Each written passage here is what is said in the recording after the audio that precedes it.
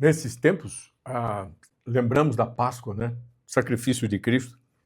E a vida de Cristo foi derramada na sua primeira vinda, né? E essa vida trouxe salvação, cura, libertação. E ele fez isso, culminou com a sua morte na cruz. Mas a sua vida, seu ministério, os dias em que ele repartiu com os homens ali, onde esteve, em Israel, ele curou muitas pessoas. Ele tinha ocasiões, como o que diz aqui em Mateus 12, 14, 15, que diz: então os fariseus saíram e começaram a conspirar sobre como poderiam matar Jesus. Sabendo disso, Jesus retirou-se daquele lugar. Muitos o seguiram e ele curou a todos os doentes que havia entre eles. Ele curou todos os doentes que havia entre eles. Então, é uma frase muito rápida, mas assim, é o poder de derramar vida que vence a morte, que vence as doenças, que vence as necessidades físicas de todas as pessoas ali.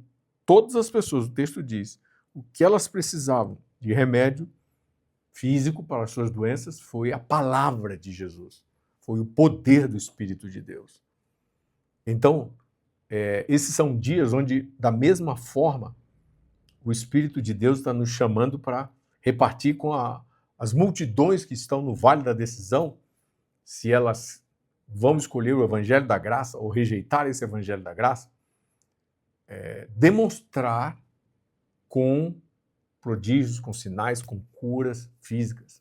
Então, é um tempo que a igreja está sendo chamada para não só falar do Evangelho, mas demonstrar com poder. Demonstrar com poder. Demonstrar com poder. Aqui fala que gente da multidão, né? O que eles tinham feito para merecer isso?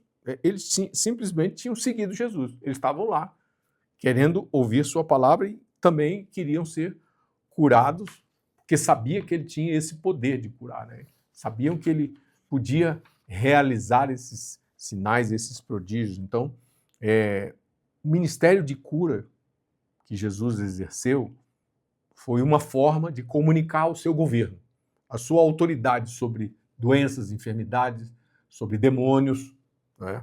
Espíritos malignos, sobre todo o poder do mal que estava e que vinha nas circunstâncias. Então, Jesus curava as pessoas trazendo a sua voz e a sua palavra e a sua autoridade num confronto com o mal, retirando o mal e deixando elas com a demonstração do poder que ele carregava e que ele liberava com a sua voz. Então, aquelas pessoas, a partir de então, tinham um argumento infalível, né? um argumento absoluto do poder de Deus, um argumento completo do poder de Deus, que eles nunca mais iriam esquecer, né? Em outros textos, ele também curou pessoas que não tinham outras circunstâncias, não tinham outras opções. Mateus 15, 29 e 30. Jesus saiu dali, ele estava em Tiro e Sidom, e foi para a beira do mar da Galileia. Depois subiu a um monte e assentou-se. Aí uma grande multidão dirigiu-se a ele, no topo do monte, levando-lhe, a multidão trouxe mancos, aleijados, cegos, mudos e muitos outros. Mancos, aleijados, cegos, mudos e muitos outros. E os colocaram aos seus pés. E os colocaram aos seus pés. E ele os curou. Está aqui, Mateus 15, 29 e 30. Então, você imagina essa cena nesse monte. Então, o texto diz: manco, aleijado, cego, mudo e muitos outros. Eles estavam ali com o seu infortúnio, com a sua situação que não tinha solução. E Jesus demonstrou o poder da vida, o poder da ressurreição, o poder sobre as enfermidades, o poder de Deus sobre o infortúnio. Situações que aconteceram, que podem acontecer com qualquer pessoa, e elas não tinham para onde, como recorrer e sair daquela situação. Então, Jesus liberou a sua voz, liberou o seu poder. E nos dias de hoje, a urgência das multidões no Vale da Decisão é interessante quando pessoas trazem necessitados, né, doentes como esse, e pessoas que não têm solução, não têm uma saída para eles. E a voz de Deus e o poder de Deus se manifestam trazendo aquela solução que eles esperavam. Imagina o manco que voltou para casa curado, o aleijado, o cego, o mudo, e voltou para casa curado. O impacto disso na vida dele, na vida da sua família e na vida da sua comunidade. Então, o poder de Deus era como uma bomba que explodia, que se espalhava assim. A sua vida e a sua morte trouxeram a vida da qualidade da eterna para todos que o ouviram. Olha que coisa poderosa que nós temos, incomparável, incomparável, não é? E imagina como foi o trabalho dessa pessoa que era manca para chegar lá no alto do monte onde Jesus estava. Ela deu trabalho para alguém, mas aquela turma teve fé, né? Chegou ao topo do monte e levou porque já estava trabalhando na perspectiva de que Jesus tinha esse poder. Então, esses são dias onde nós podemos levar os mancos, os coxos, os doentes, os cegos, para que Jesus faça o seu trabalho através do seu corpo, que somos nós. Nós somos o seu corpo. E os lugares de necessidade hoje são muitos. As cidades têm grandes áreas de necessidade, não é? As cidades estão clamando, gemendo. E o poder de Deus pode ser demonstrado, né? Ele podia passar ali 3 dias curando aquele povo todo. Imagine se ele anunciasse, olha, vai ter cura a partir das 3 horas da tarde. Ele não fez um anúncio desse, mas ele simplesmente se movimentava. E quando ele se movimentava, que as pessoas eram curadas, então os outros que tinham enfermos e doentes nas suas famílias, os conhecidos, eles corriam para lá naquela certeza de que eles iriam ser curados. Essa fé estava acompanhando aquelas multidões que se acercavam de Cristo. Então, a vida de Cristo é um derramar de vida. A vida de Cristo é um derramar de poder de Deus. É o poder da vida, é o poder da ressurreição, da restauração de órgãos que foram feridos, que secaram, que não funcionavam, que estavam mortos. Naquela época não havia hospitais, né? Não havia remédio contra a maioria das enfermidades, não havia nenhuma vacina, como hoje nós temos. Ou era Jesus ou era nada. Ou era Jesus ali, eu não tinha outra opção. Então, muitas pessoas foram curadas porque ele lidava com o problema humano, ele lidava com as enfermidades e doenças. Então, quando Isaías 53 diz que ele levou sobre si as nossas doenças e as nossas enfermidades, e ele estava não somente numa coisa metafórica ali do sacrifício da hora da cruz, não.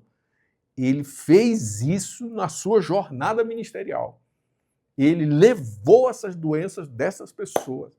Ele levou maldições, enfermidades. Ele exerceu poder e autoridade, quebrando isso, desfazendo e dando um novo começo para essas pessoas que estavam naquela condição. E olha que esse é um trabalho exaustivo que ele fazia, né? Mateus 19, 1 e 2 diz assim: tendo acabado de dizer essas coisas, Jesus saiu da Galiléia e foi para a região da Judéia, no outro lado do Jordão. A viagem, aproximadamente 2 ou 3 dias a pé, né, ele fez, grandes multidões o seguiam, e ele as curou ali. Mateus 19, 1 e 2. Então ele fez uma jornada de 2 ou 3 dias caminhando, e a multidão ia com ele, e ele trabalhando como o seu poder, com o poder de Deus, durante a viagem com os enfermos e doentes, de uma região para outra. Não era só de uma cidade para outra, era de uma região para outra. Então, Imagina a quantidade de pessoas que o seguiram e assim, como você está ouvindo, não tinham, não é, eram mancos, eles precisavam ser carregados. Então havia todo um esforço de quem trouxe aquelas pessoas para isso. Então, meu irmão, a vida de Jesus ela está disponível, ela é esse derramar de vida abundante do poder que se manifesta contra a morte, contra a paralisia, contra a morte do funcionamento de órgãos do corpo humano, contra a completa paralisação de destinos de pessoas totalmente abortadas no seu propósito, no seu destino, por causa das doenças e das enfermidades. E Jesus não negou a essas pessoas a demonstração do seu poder. E hoje, eu e você que estamos ouvindo, que temos isso, nós temos a facilidade, hoje nós temos os carros, nós podemos carregar, nós podemos levar as pessoas para os lugares que elas necessitam. Nós temos os hospitais, hoje nós temos remédios. Naquela época não tinha. E Jesus foi esse lugar que era presente, mas era também no meio de um trânsito de cidades. Os enfermos chegavam e ele se posicionava para deixar disponível o poder de Deus. Deixar disponível o poder de Deus. Então, onde é que Jesus curava? Ali onde ele estava. Se ele estava na estrada, se ele estava no monte, se ele estava na beira-mar, ele fazia ali.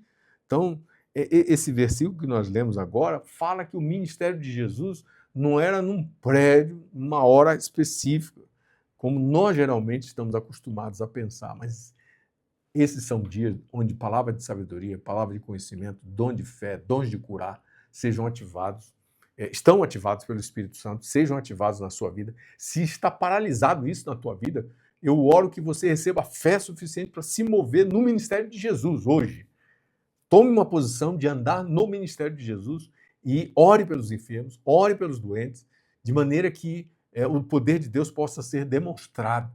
Ore no nome de Jesus, ore debaixo da consagração do ministério de Jesus. Levante o poder de Jesus, leia textos onde Jesus curou, anuncie a fé, fale dos milagres que ele fez, fale das pessoas que ele fez, que ele curou, demonstre isso, deixe isso claro para os homens ao seu redor, porque isso é tudo que nós temos. Você que está me ouvindo hoje aqui, se tem um familiar que está necessitado, ore por ele, interceda por ele, fale desses textos, procure outros textos sobre cura. Quero até recomendar, esse é um livro do Derek Prince, O Poder da Palavra de Deus para Alcançar a Cura. O poder da Palavra de Deus para alcançar a cura. Eu estou sempre com esse material em mãos, recomendando a pessoas, dando a pessoas. Ele já foi vendido mais de 2 milhões de exemplares desse livro só nos Estados Unidos, fora as outras nações. E esse é o poder de Deus que está disponível agora. E você que recebeu dons do Espírito Santo, não se esqueça de ativar isso e de manifestar isso no corpo de Cristo, manifestar nas reuniões, no seu ambiente de trabalho, aonde Deus quer usar você, seja disponível para isso, em nome de Jesus. Grande abraço.